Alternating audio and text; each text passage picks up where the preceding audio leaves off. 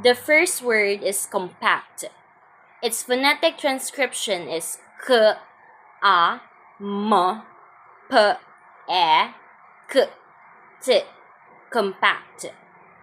The first definition is that it is a small or to make something smaller. For example, the company decided to compact its operations to save cost. The second definition is that it is to describe a small ease of makeup.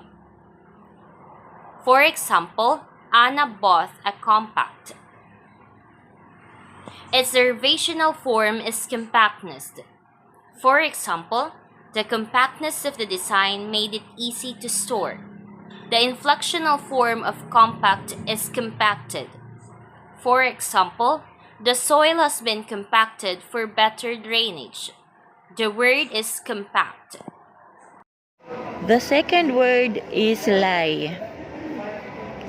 Its phonetic transcription is I, lie.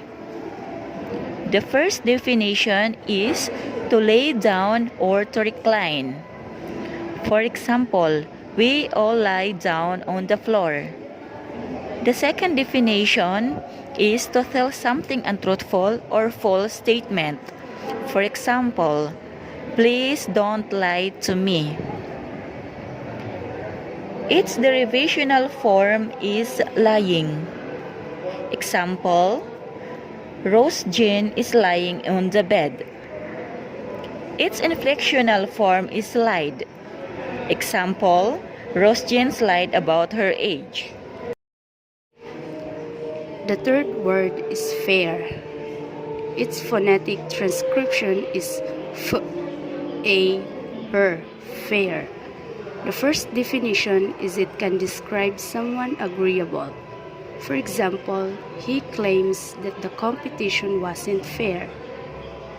The next definition is a public gathering or carnival. For example, the fair drew a record crowd last year.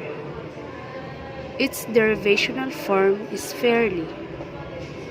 For example, the test was fairly easy. Its inflectional form is fairer. For example, this year's fair is fairer than last year.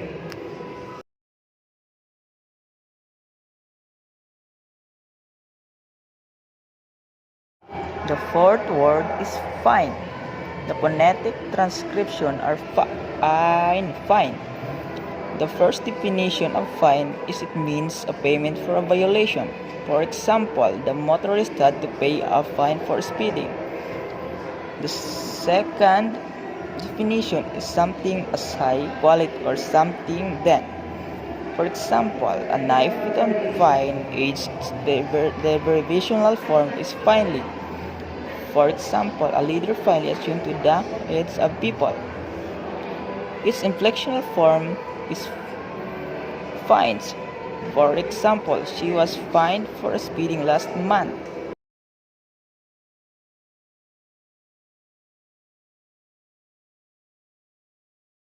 Fifth word is light. Its phonetic transcription is I, t, light. The first definition is light is a natural agent that makes things visible. For example, the park was filled with light in the evening. The second definition is not heavy or little weight. For example, this bag is very light compared to the one I usually carry. Its derivational form is lighten. Example, she decided to lighten her hair for the summer. The inflectional form of light is lights. For example, the city lights sparkle beautifully at night. That ends our presentation about the study of sounds, the smallest meaningful units, and the form of language.